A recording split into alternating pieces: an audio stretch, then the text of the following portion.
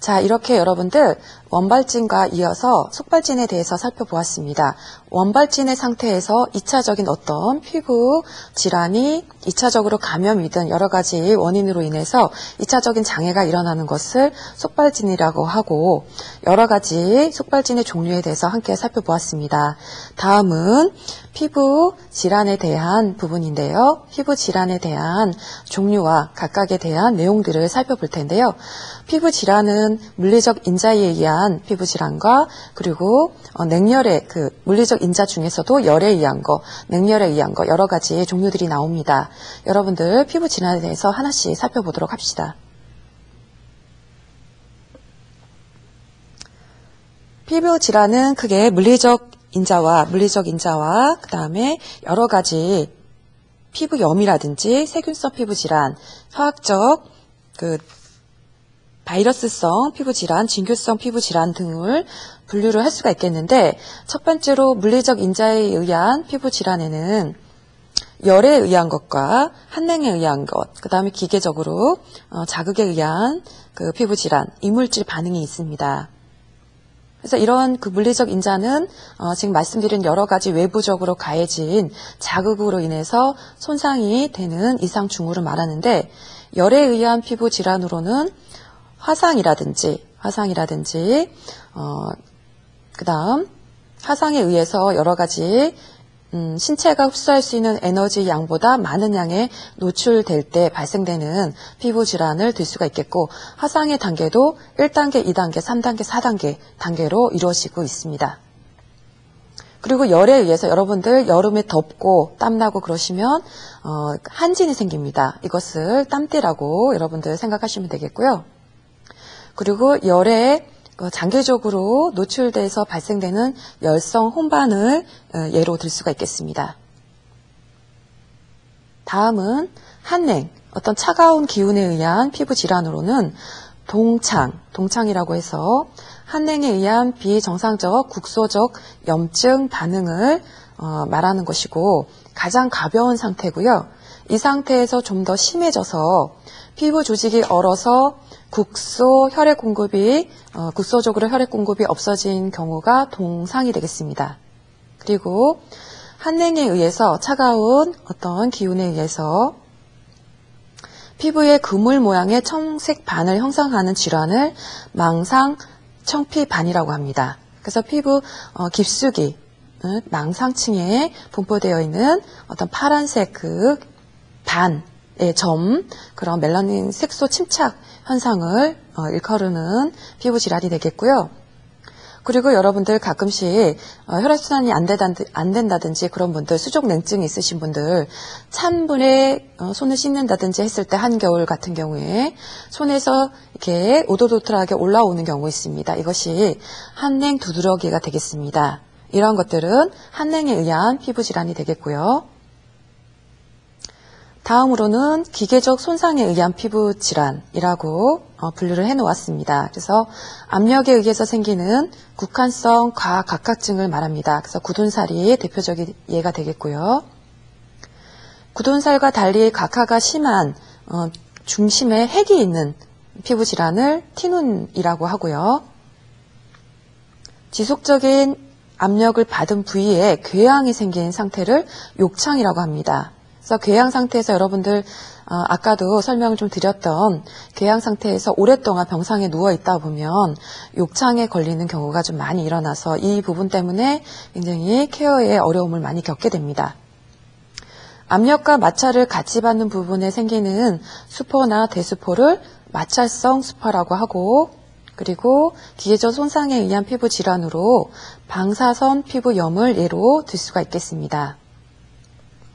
그 밖에 물리적 인자에 의한 피부 질환으로는 이물질 반응이 있겠습니다. 그래서 우리가 요즘 연구 문신이 아닌 반영구 화장 요즘 많이 하고 계시는데요. 눈썹도 그리시고 아이라인도 하시고 이렇게 하시는데 이런 문신을 하는 원료가 이물질 반응을 일으켜서 또 혹은 가슴 확대술이라든지 이런 코를 높이는 수술이라든지 이런 실리콘 수술을 할 때 이것들이 몸에서 이성 반응을 일으키는 경우도 있습니다. 이렇게 여러분들 피부의 여러 가지 질환 중에서 물리적 원인으로 인한 피부 질환으로는 지금 말씀드린 열, 그리고 항냉, 그리고 기계적 손상에 의한 경우, 그리고 이물질에 의한 경우를 예로 들 수 있겠습니다. 예, 다음은 피부염에 대한 부분을 살펴보도록 하겠습니다. 여러 가지 피부 장애 증상, 피부 질환 증상 중에서 피부염은요, 예, 일명 습진 형태고요. 피부에 염증이 생긴 상태가 되겠습니다. 외부 요인에 의한 것과 체질과 관련된 내부적인 요인도 있습니다. 그래서 여러분들 쉽게 아토피 피부염 많이 앓고 계시는 분들 주변에서 어린이들도 그렇고 성인들도 아토피 증상이 요즘 많이 늘어나고 있는데 의외로 내부적인 요인도 있을 수 있다는 것을 여러분들이 다시 한번 인식을 해 주시기 바랍니다. 첫 번째로 피부염 증상으로 세 가지 종류로 분류를 해놨습니다. 접촉에 의한 접촉성 피부염. 이것은 외부 물질과의 접촉에 의해서 발생되는 피부염 증상이 되겠고요. 아토피성 피부염. 이것은 태열이라고도 하고요. 어릴 때는 태열이라고 하고 성인이 되어서는 아토피성 피부염 증상으로 나타나게 되는데 가려움을 동반한 만성 피부 염증성 피부 질환이 되겠습니다. 그 다음 지루성 피부염. 이것은 지루성 피부가 만성 어떤 염증을 나타내는 만성 염증성 피부 질환을 일컬으는 그 분류가 되겠습니다. 피부염의 종류가 되겠습니다. 예, 이렇게 피부염에는 접촉에 의한 접촉성, 그 다음에 아토피성에 의한 아토피성, 그 다음에 지루성 피부에 의한 지루성 피부염 세 가지로 분류를 크게 하실 수 있다는 것을 여러분들이 인식해 주시기 바라고요. 다음은 세균성 피부 질환에 대해서 함께 살펴보도록 하겠습니다. 세균성 피부 질환의 첫 번째로 모낭염이 나와 있죠. 모낭염은 말 그대로 모낭에 생기는 작은 염증을 일컬으는 피부 질환이 되겠고요. 황색 포도상 구근에 의해서 생기는 피부 질환이 되겠습니다. 그리고 전염성 농가진이 나옵니다. 이것은 세균성 피부 질환의 가장 대표적인 질환이라고 할 수가 있겠는데요.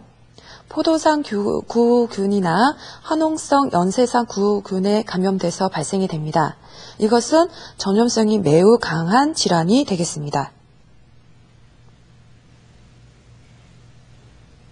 다음은 절종과 옹종이 되겠습니다. 모낭염 증상에서 이것이 심해지고 커지면 절종이 되겠고요. 이 절종이 2개 이상이 겹쳐지게 되고 합쳐지게 되어서 염증 증상이 커진 상태가 옹종이 되겠습니다. 여러분들 간단하게 아주 쉽게 설명이 되어 있기 때문에 좀 이해가 잘 되시고 있는지 모르겠습니다. 다음으로는 단독과 봉소염이 있겠습니다. 이것은 용혈성 연쇄구균에 의해서 발생이 되고요. 주로 얼굴이라든지 하지에 발생이 되는데 발열과 오한이 같이 나타나는 증상인데 단독은 많이 붓거나 아픈 증상이 없다라는 차이가 있고 봉소염은 이런 많이 아프고 그리고 붓는 증상이 같이 동반이 되는 증상입니다. 다음으로는 세균성 피부 질환 중에서 소화각질 융해증이라고 하는 것이 있는데요. 이것은 쉽게 얘기해서 여러분들 발가락 이런 곳에 발가락과 발가락 사이에 작은 각질들이 생겨나고 그것이 들고 일어나면서 작은 홈이 패이는 상태고 발냄새가 쉽게 생기는 상태가 되겠습니다. 그래서 발냄새의 주요 원인균이 소화각질 융해증 균주에 의해서 감염되는 질환을 말하고 그리고 아까 말씀드린 대로 작은 홈이 패이고 아주 심한 악취가 나는 발냄새가 동반되는 피부 질환이 되겠습니다.